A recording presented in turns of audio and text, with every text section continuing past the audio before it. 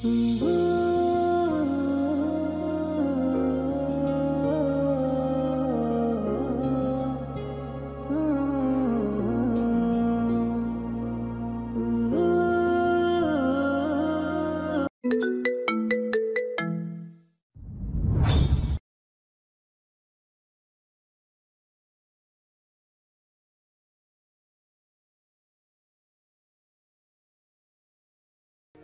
নিঠুর মনোহর যদি পাই তোমার লাগর, খুলিয়া কইতাম তোমারে পরাণের খবর।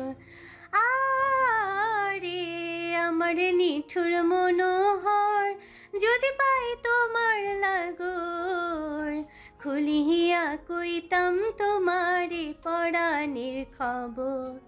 আমি প্রেম ফাঁসি লইয়া গলে যাই গো যদি মরিয়া, প্রেম ফাঁসি আমি প্রেম ফাঁসি লইয়া গলে যাই গো যদি মরিয়া।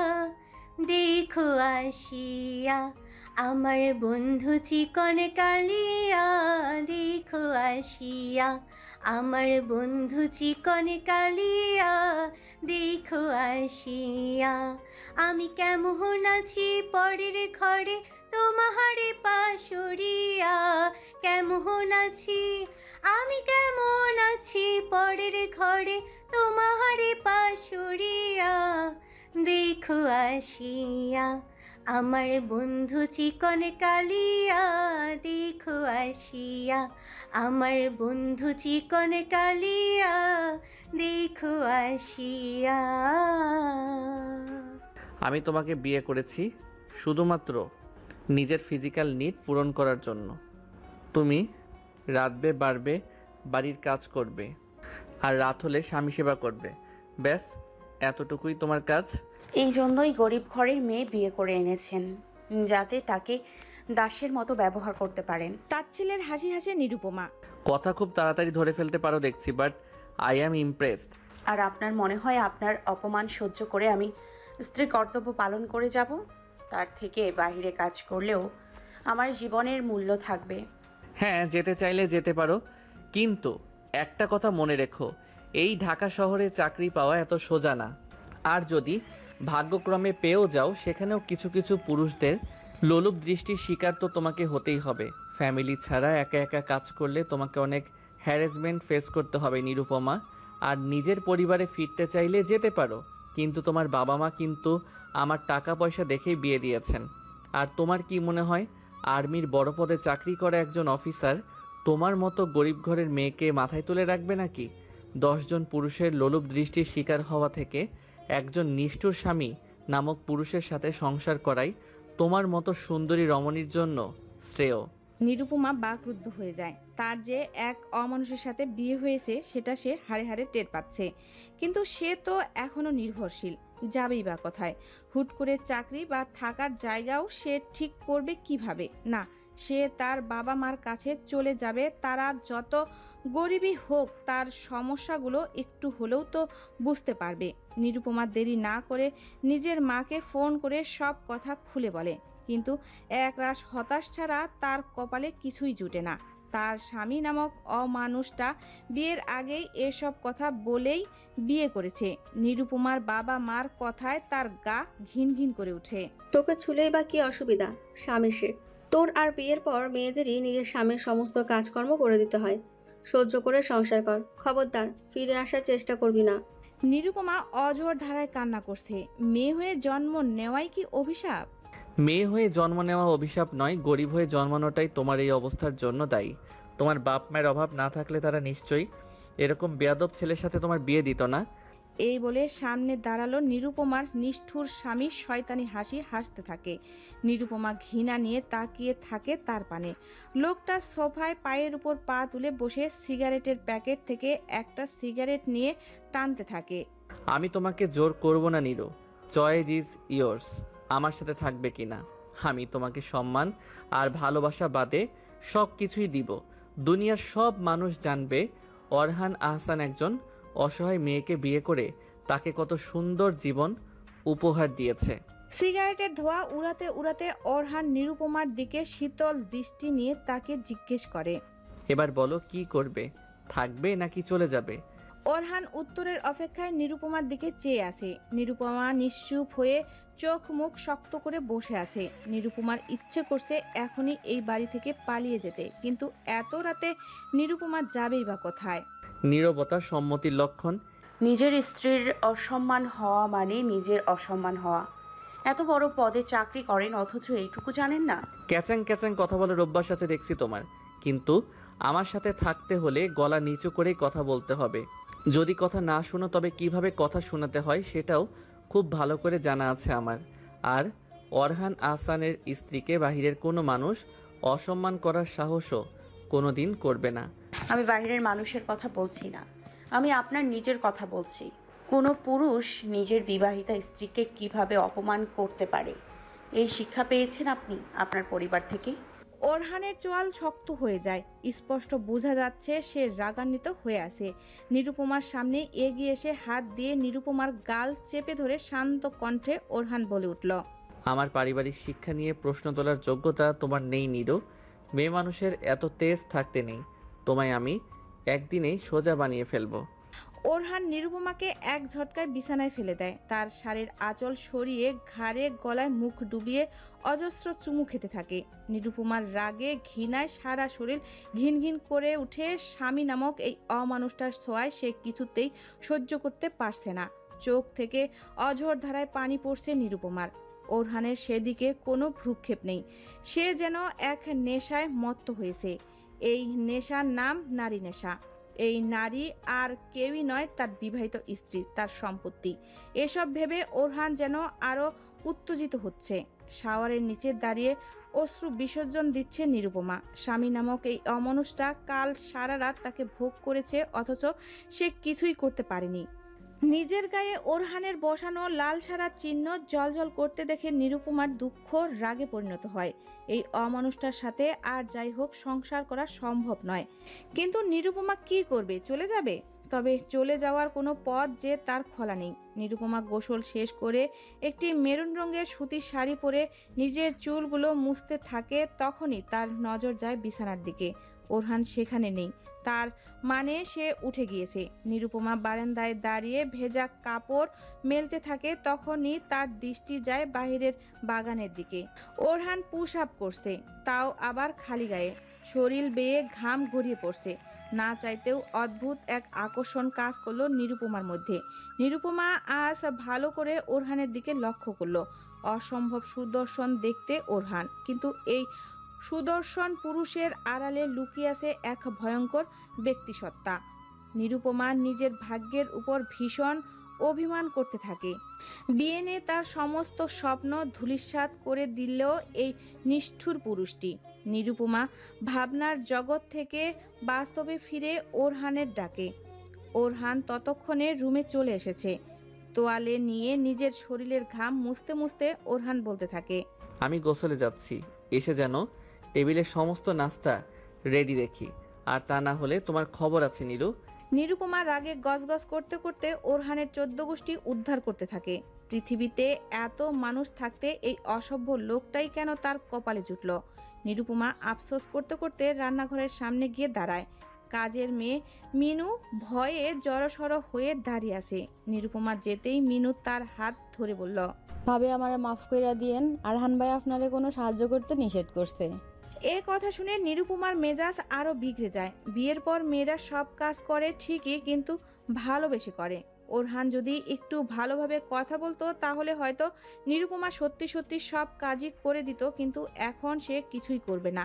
নিরুপমা মনে মনে বলতে থাকে, আমিও দেখি অবাধ্য হওয়ার জন্যই অমানুষটা আমাকে কি শাস্তি দেয়।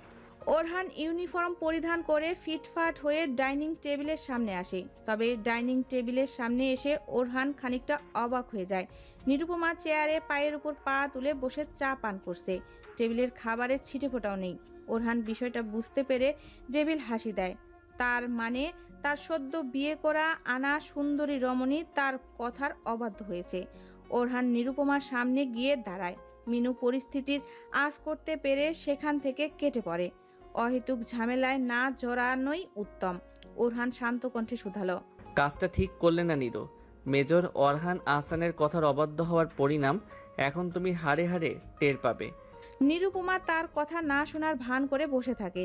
এতে ওরহানের পুরুষত্ব সত্তায় গিয়ে আঘাত লাগে। সে নিরুপমার হাত ধরে টেনে দাঁড় করায়। ভয়ে নিরুপমার হাত থেকে চায়ের কাপ পড়ে যায়।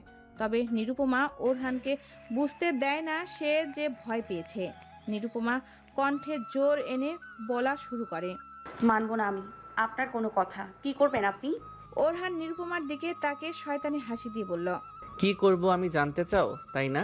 ওরহান নিরুপমাকে ধাক্কা দিয়ে মেঝেতে ফেলে দেয়। প্যান্টের বেল খুলে নিজের হাতে পেঁচাতে থাকে। নিরুপমার এখন ভয়ে আত্মা শুকিয়ে যায়। সে একটু একটু করে পেঁচাতে থাকে। কি করছেন আপনি? কাপা কাপা কণ্ঠে নিরুপমা শুধায়। এমনিতে না বেশি বুঝো, এখন বুঝতে পারছো না কি করব আমি? ওরহান যেই না বেল্ট নিয়ে নিরুপমাকে মারতে যাবে তখনই তার হাত না চাইতেও থেমে যায়।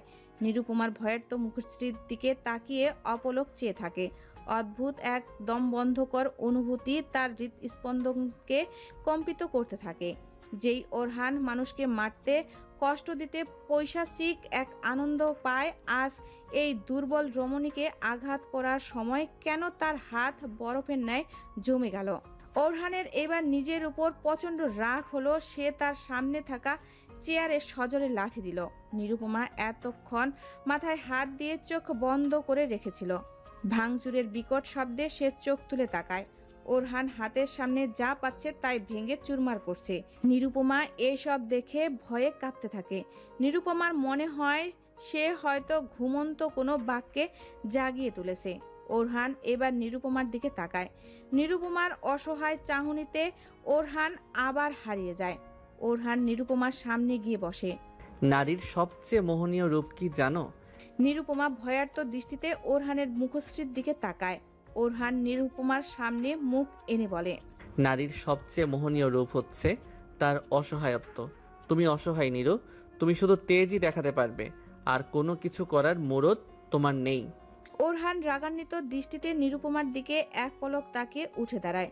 নিজের ইউনিফর্ম ঠিক করে বাড়ি থেকে বেরিয়ে যায়। নিরুপমা ঠায় বসে থাকে। ভয়ে এখনো তার শরীর কাঁপছে।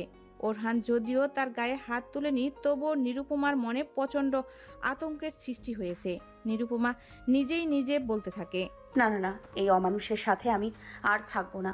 ওনার সাথে থাকলে কখন না কখন আমাকে মেরেই ফেলবে, ঠিক নেই। আমি দরকার হলে না খেয়ে মরবো, তবু এই বাড়িতে আর এক মুহূর্তও থাকবো না। হ্যাঁ।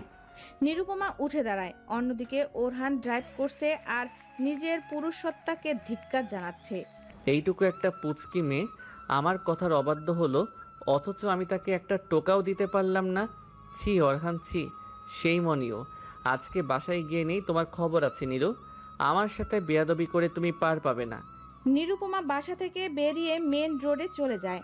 রাস্তা না চেনার কারণে নিরুপমা এদিকে সেদিকে তাকাতে থাকে। তখনই ভুলবশত নিরুপমার একটি গাড়ির সাথে ধাক্কা লাগে। গাড়িতে বসা লোকটির সাথে সাথে ব্রেক করার কারণে নিরুপমা বেঁচে যায়, তবে পায়ে প্রচণ্ড ব্যথা পায়। লোকটি গাড়ি থেকে নেমে বলে ওঠে। মিসেস আহসান আপনি? I am so sorry madam, আমি আসলে খেয়াল করিনি। নিরুপমা লোকটিকে চিনতে পারে না। লোকটি নিরুপমাকে গাড়িতে বসার জন্য অনুরোধ করে, তবে নিরুপমা রাজি হয় না। ম্যাডাম প্লিজ গাড়িতে বসুন, আমি আপনাকে এখনই হসপিটালে নিয়ে যাচ্ছি, না হলে আরহান স্যার আমাকে আস্ত রাখবে না। নিরুপমা অবাক দৃষ্টিতে তাকিয়ে থাকে। লোকটি নিরুপমাকে গাড়িতে বসিয়ে হাসপাতালে নিয়ে যায়। তারপর কাপা কাপা হাতে ফোন বের করে ওরহানের নাম্বারে ফোন করে। ওরহান বিরক্ত নিয়ে কল রিসিভ করে। কি হয়েছে ক্যাপ্টেন আরিফ খন্দকার? স্যার ওই আসলে আমতামতা না করে সোজা মূল কথা বলো, কুইক। স্যার আপনার স্ত্রী অ্যাক্সিডেন্ট করেছেন, তাই আমি তাকে হসপিটালে নিয়ে এসেছি। ওরহান স্তব্ধ হয়ে যায়। আবার সেই দম বন্ধ করা অনুভূতি তার হৃদস্পন্দনকে কম্পিত করতে থাকে। ওরহান গাড়ি ঘুরিয়ে সাথে সাথে হাসপাতালের দিকে রওনা দেয়। হাসপাতালের বেডে হেলান দিয়ে বসে আছে নিরুপমা। কিছুক্ষণ আগে নার্সরা ক্ষত স্থানে ব্যান্ডেজ করে গিয়েছে। আরিফ রুমের বাইরে দরজার পাশে অপরাধীর ন্যায় দাঁড়িয়ে রয়েছে। যদিও তার দোষ নেই, তবুও তার ভীষণ অপরাধ বোধ হচ্ছে। ওরহানকে আসতে দেখে আরিফ সোজা হয়ে সেলুট দেয়। আরিফ আমতা আমতা করে বলতে থাকে। স্যার আমি আসলে খেয়াল করিনি যে ম্যাডাম আমার গাড়ির সামনে এসে পড়বেন, মানে আসলে ম্যাডাম হয়তো ভুলবশত রাস্তার মাঝে এসে পড়েছিলেন। ওরহান এবার নিরুপমার দিকে তাকায়, চোখ মুখ লাল হয়ে গেছে, মুখের মধ্যে এখনো ভয়ের ছাপ ফুটে রয়েছে। নিরুকে সুস্থ দেখে ওরহান ভেতরে ভেতরে স্বস্তি অনুভব করে। ওরহান নিরুপমার দিকে এগিয়ে যায়। নিরুপমার হার্ট বিট বাড়তে থাকে। সকালের ঘটনা এখনো ভুলতে পারেনি সে, কিন্তু ওরহান নিরুপমাকে অবাক করে দিয়ে তার মাথায় হাত রেখে বলে, রাস্তায় চলার সময় আশেপাশের গাড়িগুলো ভালোভাবে দেখে পার হবে কেমন? আর তোমার বেশি লাগেনি তো? কই দেখি। ওরহান এমন ভান করে যেন সে নিরুপমার ভীষণ কেয়ার করে। তবে নিরুপমা ভালোভাবেই বুঝতে পারে ওরহান ক্যাপ্টেন আরিফের সামনে ইচ্ছে করেই নাটক করছে। রাগে সে ওরহানের হাত সরিয়ে দেয়। ওরহান নিরুপমার দিকে তাকে ডেভিল হাসি দেয়, তারপর আরিফের পানে চেয়ে বলে, থ্যাংক ইউ ক্যাপ্টেন আরিফ, আমার স্ত্রীকে হাসপাতালে নিয়ে আসার জন্য। আপনি এইবার আসতে পারেন। আরিফ যাওয়ার জন্য পা বাড়ায়, তখনই ডাক্তার রুমে প্রবেশ করে। আরিফকে দেখে তাকে উদ্দেশ্য করে ডাক্তার বলে ওঠে, আপনার ওয়াইফ ঠিক আছেন, তবে পায়ের সামান্য ফ্র্যাকচার হয়েছে। আমরা মেডিসিন দিয়ে দিয়েছি, আপনি চাইলে আজ বিকেলে ওনাকে নিয়ে যেতে পারেন। ডাক্তারের মুখে এই কথা শুনে রাগে ওরহানের শিরা উপশিরা কাঁপতে লাগলো। হাত মুষ্টিবদ্ধ করে ওরহান নিজের রাগ কন্ট্রোল করার চেষ্টা করলো। দাঁতের দাঁত চেপে ওরহান বলে উঠল, ডাক্তার সাহেব, আপনার কোথাও ভুল হচ্ছে।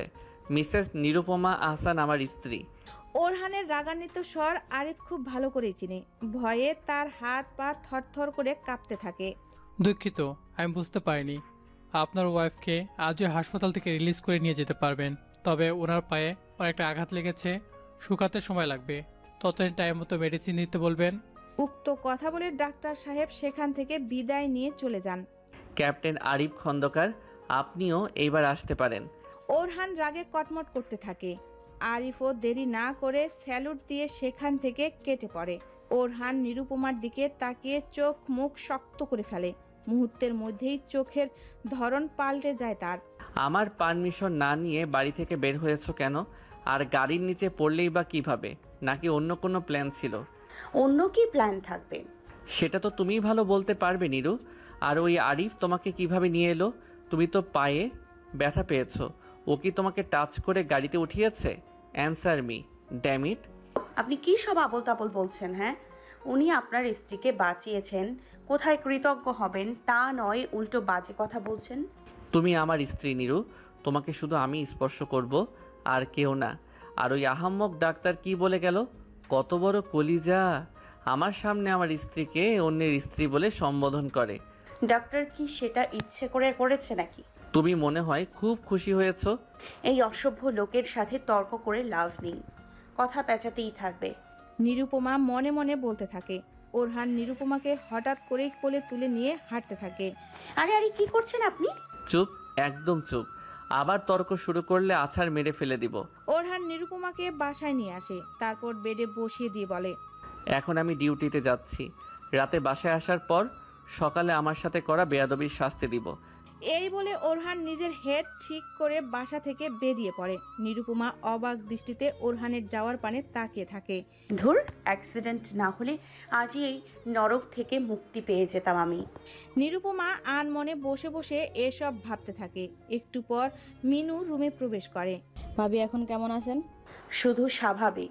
আচ্ছা, উনি কি সব সময় একাই থাকেন? কেন ভাবি, আপনি জানেন না? না মানে আসলে আমাদের বিয়ের সময় আমি ওনার বাবা মাকেই কাউকেই দেখিনি। আরহান ভাইয়ের বাবার এই বিয়েতে মত ছিল না। আরহান ভাইয়ের বাবাও আর্মির বড় অফিসার নিরুপমা ভাবি। আরহান ভাইয়ের বিয়ে তিনি তার বন্ধুর মেয়ের সাথে ঠিক করে রেখেছিলেন, কিন্তু ভাই রাজি হন নাই।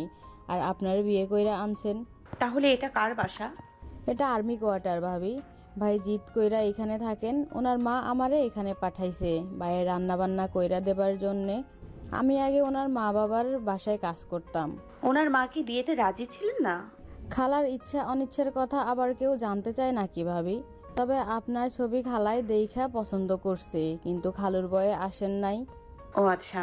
ভাবি আমি গিয়ে রান্নাবাড়ি সারি, নাইলে ভাই আইসা আবার রাগারাগি করব। আপনি বললেন আপনি রাখছেন সব, আর কিছু লাগলে ডাক দিয়েন। মিনু চলে যায় আর নিরুপমা আবার ভাবনার জগতে ডুব দেয়। এই অমানুষটা তো আমাকে ভালোবাসে না, তাহলে বাবার অমতে বিয়ে করার কি দরকার ছিল? ইনি তো দেখছি নিষ্ঠুর হওয়ার পাশাপাশি অদ্ভুত বটে। অন্ধকার রুমে এক কোণে বসে অশ্রু বিসর্জন দিচ্ছেন অবন্তিকা আহসান। আজও তার স্বামী আফসার আহসান তার উপর অমানসিক নির্যাতন চালিয়েছেন। নিজের ছেলে ওরহানের অবাধ্য সমস্ত দায়ভার নিজের স্ত্রীর উপর চাপিয়ে সমস্ত রাগ উজাড় করে দিয়েছেন আফসার আহসান। অবশ্য তাদের এত বছরের দাম্পত্য জীবনে এ আর নতুন কোনো নাটক নয়। ওরহানটাও হয়েছে তার বাবার মতোই, হবেই না কেন। ছোটবেলা থেকে তিনি ছেলেকে অমানুষ হওয়ার ট্রেনিং যে দিয়েছেন, তবে নিজের ছেলের সামনে আদর্শ পুরুষ হিসেবে এক উজ্জ্বল দৃষ্টান্ত হয়ে আছেন তিনি। এই প্রথম ছেলের এই অবাধ্যতার ভীষণ চোটে রয়েছেন ব্রিগেডিয়ার জেনারেল আফসার আহসান। তবে সমাজের সামনে তো তার একটা প্রেস্টিজ রয়েছে, তাই ছেলেকে বাসায় কিভাবে ফিরিয়ে আনা যায় সেই ভাবনায় আপাতত মগ্ন রয়েছেন তিনি। মনে মনে অবশ্য আগে থেকেই নববিবাহিত পুত্রবধূকে শায়েস্তা করার সমস্ত ফন্দি এঁটে রেখেছেন তিনি। অন্যদিকে বাসায় পৌঁছে ডাইনিং টেবিলের সমস্ত খাবার সাজানো থাকতে দেখে মনে মনে খুশি হয় ওরহান। তেজ তাহলে কমেছে এই সুন্দরী রমণীর।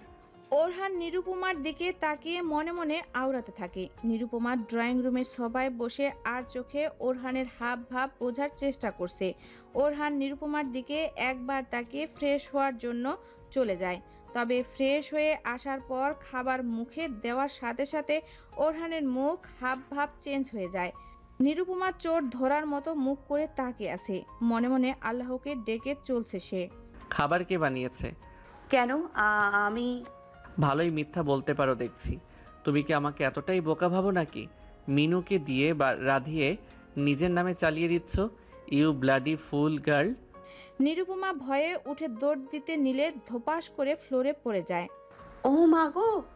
ওরহান দৌড়ে নিরুপমার কাছে যায়। নিরুপমাকে ব্যথায় কাতরাতে দেখে ওরহানের হৃৎস্পন্দন আবারও কম্পিত হতে থাকে। অদ্ভুত এক অস্থিরতায় তার সমস্ত শরীর হাঁসফাঁস করতে থাকে। পাগল নাকি তুমি? দৌড় দিতে কে বলেছিল? ওরহান নিরুপমাকে কোলে তুলে রুমে নিয়ে বিছানায় বসিয়ে দেয়। ব্যথার মেডিসিন নিরুপমার হাতে ধরিয়ে কর্কশ কণ্ঠে শুধায়, ধরো, মেডিসিন লাগিয়ে আমাকে উদ্ধার করো। তারপর সেখান থেকে সরে বারান্দায় চলে যায়। এমনটা তো হওয়ার কথা নয়। যতই ভাবি অশান্তি করব, এই মেয়েকে শায়েস্তা করব, ততবারই কোনো না কোনো কারণে আমাকে পিছিয়ে যেতে হয়। এমনটা আর হতে দেওয়া যাবে না, না হলে আমার মাথায় চড়ে নাচবে। মেয়ে মানুষকে এত লাই দিতে নেই। ওরহান নিরুপমার সামনে এগিয়ে যায়। নিরুপমার হাতের মাঝে হাত রেখে তার গলায় মুখ গুজে চুমু খেতে থাকে। নিরুপমা ওরহানকে সরিয়ে দেওয়ার বৃথা চেষ্টা করতে থাকে। এখন না প্লিজ, আমার ভালো লাগছে না, আমাকে ছেড়ে দিন। আমি বাসর রাতে তোমাকে ছেড়ে যাওয়ার চয়েস দিয়েছিলাম নীরু, তুমি যাওনি। এখন তুমি যেতে চাইলেও আমি যেতে দিব না। এখন আমার প্রতি রাতে তোমাকে চাই নীরু, নেশা হয়ে গেছে আমার। নিরুপমা এবার কান্না করে দেয়। আমি অসুস্থ, প্লিজ ছেড়ে দিন। নড়াচড়া না করে চুপচাপ শুয়ে থাকো, তাহলে পায়ে ব্যথা পাবে না। নিরুপমার রাগে ক্ষোভে চোখ বন্ধ করে ফেলে। জানালা থেকে আসা চাঁদের মৃদু আলোয় নিরুপমাকে অপরূপা লাগছে। নিরুপমা কেঁপে কেঁপে উঠে চোখের পাপড়িগুলোর দিকে ওরহান এক দৃষ্টিতে চেয়ে আসে। একটা মানুষ এতটা সুন্দর কি করে হতে পারে? ওরহান মনে মনে ভাবতে থাকে। ওরহান নিরুপমাকে আর কথা বলার সুযোগ দেয় না। নিরুপমার ঠোঁট নিজের আয়ত্ত করে নেয় আর নিজের অধিকার আদায়ে ব্যস্ত হয়ে পড়ে। আজ ডিউটি শেষে আমার সাথে দেখা করবে আরহান, জরুরি কথা আছে। ফোনে নিজের বাবার মেসেজ দেখে মুস্কি হাসে ওরহান। সে জানে তার বাবা বেশি দিন তাকে ছাড়া থাকতে পারবে না। ওরহান জগিং শেষে বাসায় ফিরে যেই না রুমে প্রবেশ করবে, তখনই রুমে থাকা নিরুপমা চিৎকার করে ওঠে, এখন রুমে আসবেন না প্লিজ। কিন্তু কে শুনে কার কথা? ওরহান ঠিকই রুমে প্রবেশ করে ডেভিল হাসি দেয়। আমার রুমে আমাকে প্রবেশ করতে নিষেধ করছো? Not fair Niru. নিরুপমা শাড়ির আঁচল ভালো করে ঠিক করে। দেখছেন না আমি শাড়ি পরছি, আপনি প্লিজ পরে আসুন। ওরহান ডোন্ট কেয়ার ভাব নিয়ে রুমে ঢুকে সোফায় বসে পড়ে। নিরুপমার রাগে গজগজ করতে থাকে। এই মিনুটাও কোথায় গেল? এখন আমি শাড়ির কুচি ঠিক করব কিভাবে? নিরুপমা আর চোখে ওরহানের দিকে তাকায়। ওরহান সোফায় বসে নিউজ পেপার পড়ছিল। শুনুন না, আমার শাড়ির কুচিটা একটু ঠিক করে দিন প্লিজ। আমি তোমাকে বিয়ে করে এনেছি নিজের কাজ কাম করে দেওয়ার জন্য, আর তুমি কি না আমাকে দিয়েই নিজের কাজ করাতে চাচ্ছ? Listen carefully. অরহান আহসান কখনো কোনো মেয়ের সামনে ঝুঁকে না। আমি আপনাকে ঝুঁকতে কোথায় বলছি? আমি বলছি শাড়ির কুচিটা একটু ঠিক করে দিতে।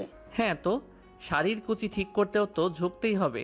ওরহান ভ্রু কুঁচকে নিরুপমার দিকে তাকিয়ে বলতে থাকে। নিরুপমা মুখ ভেঙচি দিয়ে ওরহানকে মনে মনে গালি দিতে থাকে। বেটা খাটাস, সাদেকে অমানুষ বলি, নিষ্ঠুর কোথাকার।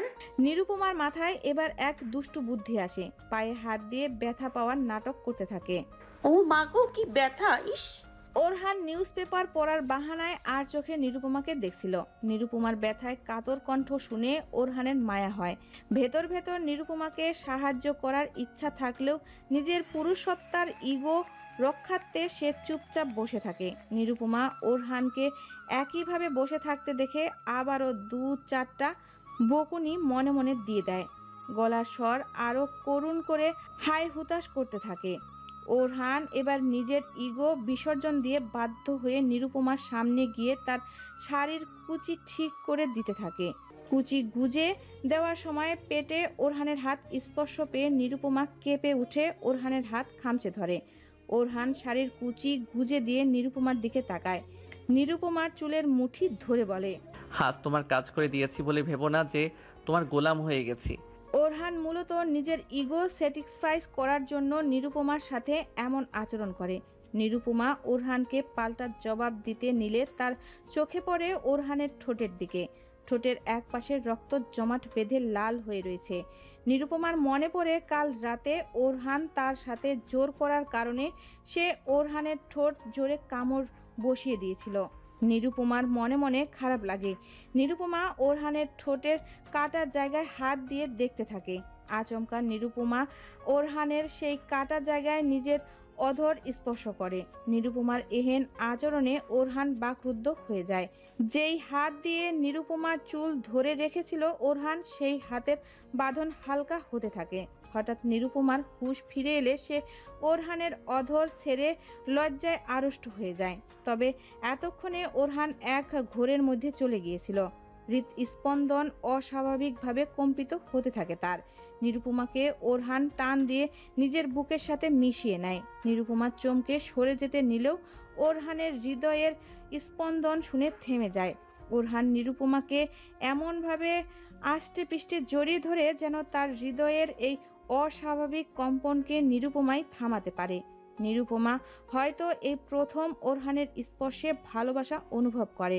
তারা কতক্ষণ এভাবে ছিল কেউই জানে না, কিন্তু তাদের এই সুন্দর মুহূর্তে বেঘাত ঘটাতে মিনু সেখানে চলে আসে। চোখে হাত দিয়ে মিনু বলে, মাফ করেন ভাইয়া ভাবি, আমি কিছু দেখি নাই। এই বলে মিনু দূর। নিরুপমা ওরহানকে সরিয়ে দিয়ে দূরে দাঁড়ায়। ওরহান প্রচন্ড বিরক্ত হয়ে শুধালো, এই মিনুর বাচ্চা আর আসার সময় পেল না, দিল আমার সুন্দর মুহূর্ত নষ্ট করে। নিরুপমা ওরহানের দৃষ্টি থেকে বাঁচতে তাড়াতাড়ি দৌড় দিয়ে রুম থেকে বেরিয়ে যায়। ওরহান চেঁচিয়ে বলতে থাকে, আবার দৌড় দেওয়া হচ্ছে, এইবার পড়ে গেলে আমি আর কোলে নিতে পারবো না। নিরুপমা ভেঙচি কাটে রান্নাঘরের সামনে গিয়ে জোরে জোরে শ্বাস নিতে থাকে। মিনু নিরুপমার দিকে তাকে মুসকি মুসকি হাসছে। সেটা দেখে নিরুপমা আরো লজ্জা পেয়ে যায়। আর ভাবি লজ্জা পায়েন না, প্রথম প্রথম এমনই হয়। আমিও আমার বিয়ের প্রথম এমন লজ্জায় লাল হইয়া থাকতাম। এই বলে মিনু 2 হাত দিয়ে নিজের মুখ ঢেকে ফেলে। মিনুর এইরূপ কাণ্ড দেখে নিরুপমা খিলখিল করে হেসে ওঠে। ওরহান তখন রান্নাঘরের পাশ দিয়ে যাচ্ছিল। নিরুপমার হাসির শব্দ শুনে সে থমকে দাঁড়ায়। নিরুপমার হাসি মাখা মুখ বিয়ের পর আজই ওরহান প্রথম দর্শন করলো। অদ্ভুত এক ভালো লাগা দোলা দিল তার মনে। অজান্তেই ওরহানের ঠোঁটের কোণেও হাসি ফুটে উঠল। নিরুপমা পিছে ফিরে তাকাতেই ওরহান আবার নিজের মুখে বিরক্তি নিয়ে আসলো। নাস্তা না করে বেরিয়ে পড়ল। ওরহান জানে নিরুপমার রান্না করবে না জিদ করে, তবে আজ কেন যেন তার নিরুপমার সাথে অহেতুক ঝগড়া জড়াতে ইচ্ছা করছে না। নিরুপমা ওরহানের যাওয়ার পানে তাকে বলতে থাকে, দেখেছো মিনু, কেমন কাঠখোট্টা তোমার অরহান ভাই। আমার হাসি সহ্য করতে না পেরে নাস্তা না করেই বেরিয়ে গেছে। সে কি ভাবি, ভাই আপনার হাসি সহ্য করতে পারবে না কেন? সেটা আমি তোমাকে বোঝাতে পারবো না মিনু।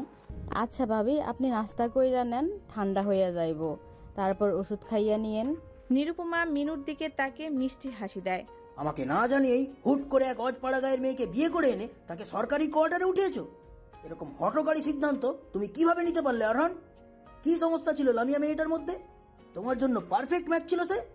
বাবা, আমি লামিয়াকে কখনোই বিয়ে করতে চাইনি, এটা তুমি খুব ভালো করেই জানো। আর আমি তো লামিয়াকেও বিষয়টা ক্লিয়ার করেছি। তাই বলে অজপাড়া গায়ের এক গরিব ঘরের মেয়েকে বিয়ে করে ফেলবে? সে কি এত বড় বংশের বউ হবার যোগ্য? বাবা, নিরুপমা তো আর বাড়ির বাইরে যাবে না, থাকবে তো ঘরের ভিতরেই। তাহলে এত যোগ্যতা থেকেই বা কী লাভ? আর তাছাড়া আমি ইচ্ছে করেই খুঁজে এরকম গরিব অসহায় মেয়েকে বিয়ে করেছি, যাতে আমার কথা মতো তাকে চালাতে পারি। আফসার আহসান অবাক হয়ে যায়। তার ছেলে তো নিষ্ঠুরতায় তার থেকেও 1 ডিগ্রির উপরে। মনে মনে ছেলেকে বাহবা দিতে ভুলেন না তিনি। কালই তোমার বউকে বাসায় নিয়ে আসবে, ঠিক আছে? বাড়ির বউ বাড়ির বাইরে থাকলে ভালো দেখায় না।